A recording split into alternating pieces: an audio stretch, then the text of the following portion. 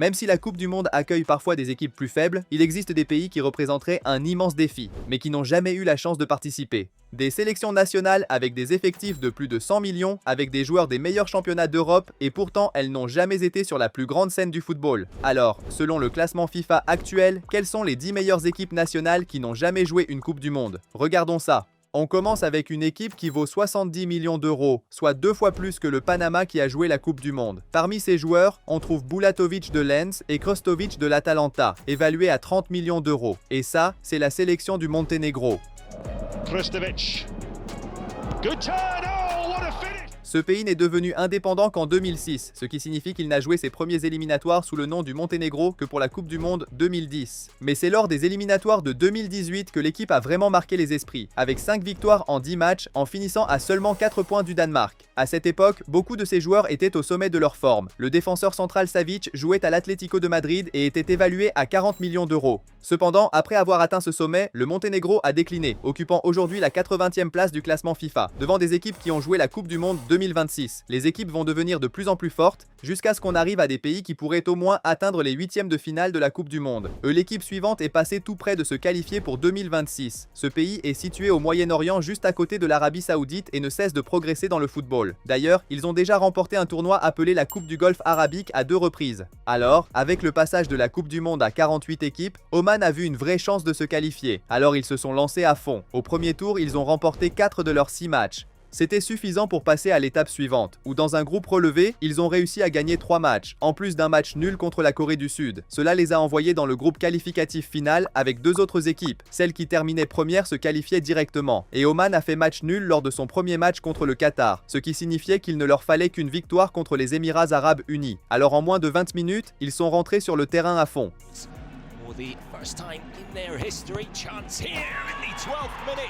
Mais en deuxième mi-temps, Oman a subi une remontada, se faisant encore éliminer. Aujourd'hui, il se retrouve donc à la 79e place du classement FIFA. Maintenant, l'équipe suivante était elle aussi à un seul match de se qualifier et avec un parcours encore meilleur que celui d'Oman. Dans les éliminatoires européens, il y avait un groupe avec la Suisse, la Suède, la Slovénie et le Kosovo. Le Kosovo est un pays très jeune qui a déclaré son indépendance de la Serbie et n'a rejoint la FIFA qu'en 2016. Mais malgré le fait que ce soit une équipe si jeune, son effectif vaut plus de 140 millions d'euros, avec des joueurs comme Aslani et Abdullahu qui jouent en première division allemande et Jegrova qui joue à la prestigieuse Juventus. Cependant, ils n'ont pas l'effectif le plus cher de cette vidéo. Du coup, dans ce groupe de qualification, le Kosovo a été impressionnant. À domicile contre la Suède, ils ont ouvert le score en 20 minutes et avant la fin de la première mi-temps, ils ont fait ça.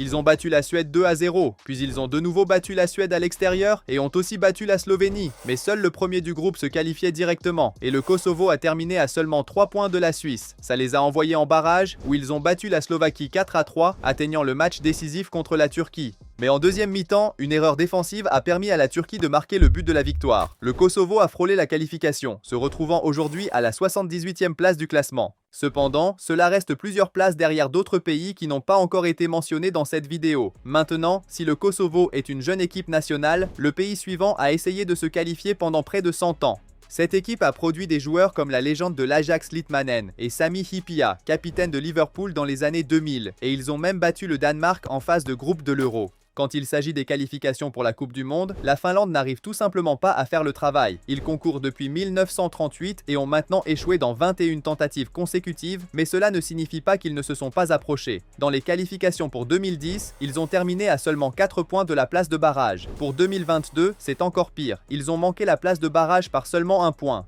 Puis, pour 2026, ils ont à nouveau fait des débuts prometteurs en battant la Pologne. Mais contre les autres équipes, ils ont trébuché et ont encore une fois manqué le coche. Aujourd'hui, la Finlande est donc le 7e meilleur pays à n'avoir jamais joué dans la plus grande compétition, se classant 75e du classement. Mais si la Finlande n'a pas un effectif rempli de joueurs stars, le pays suivant a une équipe qui vaut plus de 250 millions d'euros, ce qui la rend plus chère que celle de l'Autriche. Ils ont des joueurs comme le gardien Mamardashvili, estimé à 28 millions d'euros, et l'ailier Mikautadze, qui vaut 30 millions. Mais le joueur le plus cher de cet effectif, c'est lui.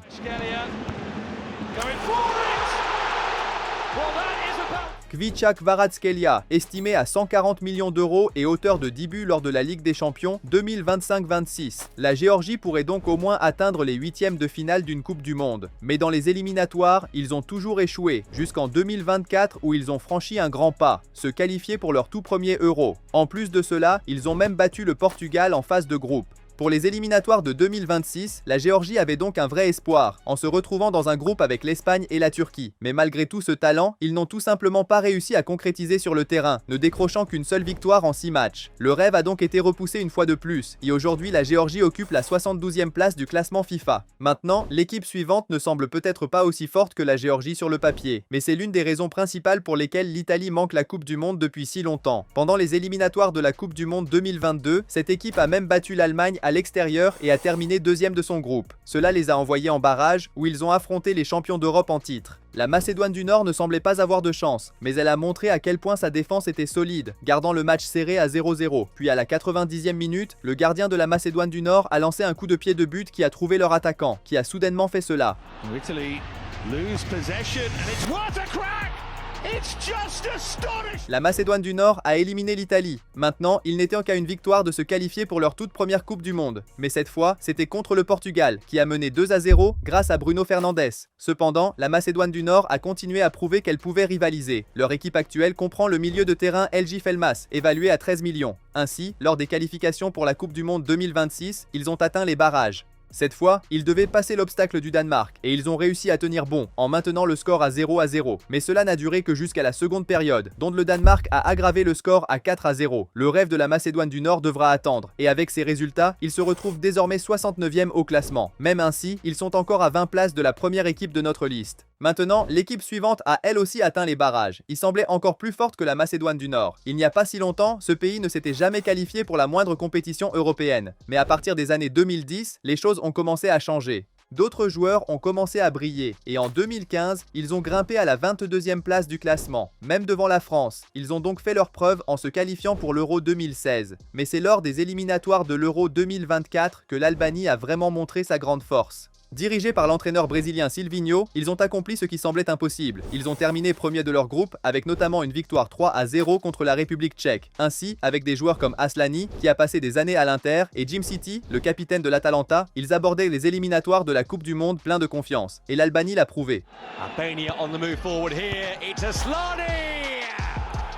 Ils ont terminé deuxième de leur groupe en battant même la Serbie à l'extérieur. Seule l'Angleterre a fini devant eux, envoyant l'Albanie directement en barrage. Ils n'étaient plus qu'à 2 matchs de la Coupe du Monde. Et lors du premier contre la Pologne, ils ont pris l'avantage 1-0. Mais en seconde période, la Pologne est revenue par à renverser le match, mettant fin au rêve de l'Albanie. Ils se situent aujourd'hui à la 66e place du classement. Nous arrivons maintenant à la 3e meilleure équipe nationale à n'avoir jamais joué une Coupe du Monde. Une équipe actuellement estimée à 110 millions d'euros, avec des joueurs comme le défenseur du Bayer Leverkusen Tapsoba, Ouattara recruté par Brentford pour 42 millions d'euros et l'attaquant Traoré qui a joué à Lyon. C'est une équipe qui pourrait poser de sérieux problèmes en Coupe du Monde, et ils sont compétitifs depuis un moment déjà. En 2013, ils ont atteint la finale de la Coupe d'Afrique des Nations, et ils ont ensuite atteint les demi-finales en 2017 et en 2021. Une grande raison de ce succès est l'investissement qu'ils ont fait dans la formation des jeunes, à tel point qu'en 2001, ils ont même décroché la médaille de bronze à la Coupe du Monde U17. Et la première vraie chance du Burkina Faso de se qualifier pour la Coupe du Monde est venue pour l'édition 2010, où ils ont survolé leur groupe, mais ont terminé derrière la Côte d'Ivoire. Puis lors de la campagne de qualification suivante, ils ont atteint le tour final et ont affronté l'Algérie pour une place directe. C'était une confrontation en aller-retour, et le Burkina Faso a remporté le premier match 3-2. Il ne leur fallait donc qu'un match nul au retour, mais ils ont perdu sur un amer 1-0, permettant à l'Algérie de passer grâce à la règle des buts à l'extérieur. Mais le pire s'est produit lors des qualifications pour 2026. Ils ont été tirés au sort avec l'Égypte et ont réalisé un parcours exceptionnel, remportant 6 matchs et marquant 23 buts. Ils ont même eu un meilleur bilan que l'Afrique du Sud par exemple. Mais ensuite, en raison d'un changement de règles en plein milieu des qualifications, le Burkina Faso a été exclu des barrages. Aujourd'hui, ils occupent donc la 62e place du classement FIFA, devant des équipes comme le Ghana et le Cap-Vert. Mais il y a une équipe africaine encore plus forte qui n'a jamais joué la Coupe du Monde. Dans les années 2000, cette équipe avait un attaquant nommé Kanouté, qui a inscrit plus de 130 buts avec Séville, remporté 2 titres de la Ligue Europa et a même été élu joueur africain de l'année devant Drogba. Et aujourd'hui, c'est toujours une équipe très solide.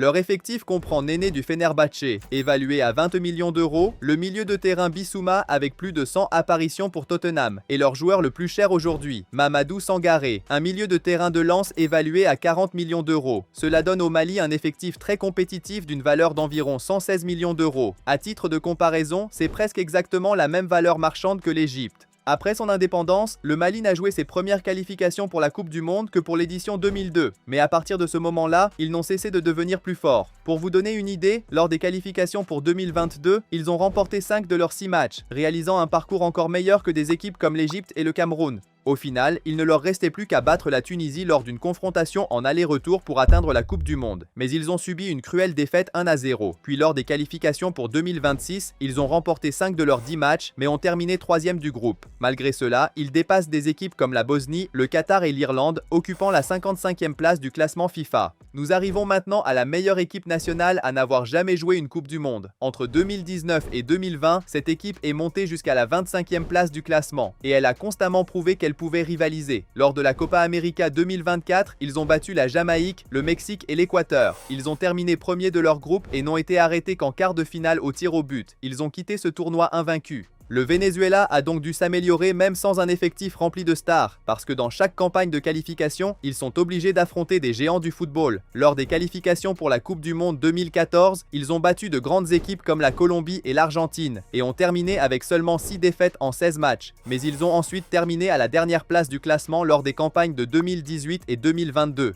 Puis, pour 2026, le Venezuela est redevenu ultra compétitif. Ils ont battu le Paraguay 1-0, fait match nul contre le Brésil, écrasé le Chili 3-0, fait match nul contre l'Équateur et ont même décroché un nul face à l'Argentine. Mais lors de la dernière journée, ils ont subi une lourde défaite 6-3 contre la Colombie, ce qui les a privés de la place en barrage. Le Venezuela se retrouve donc aujourd'hui à la 49e place du classement FIFA. Mais avant de terminer, il y a quelque chose de plus important que le football. En ce moment, le Venezuela a besoin de beaucoup de soutien en raison de tout ce que le pays traverse. Si vous voulez aider d'une manière ou d'une autre, je laisserai un lien dans la description pour une collecte de confiance. Chaque don compte. Et si vous avez aimé cette vidéo, je pense que vous allez aimer celle-ci aussi. Merci d'avoir regardé et à bientôt.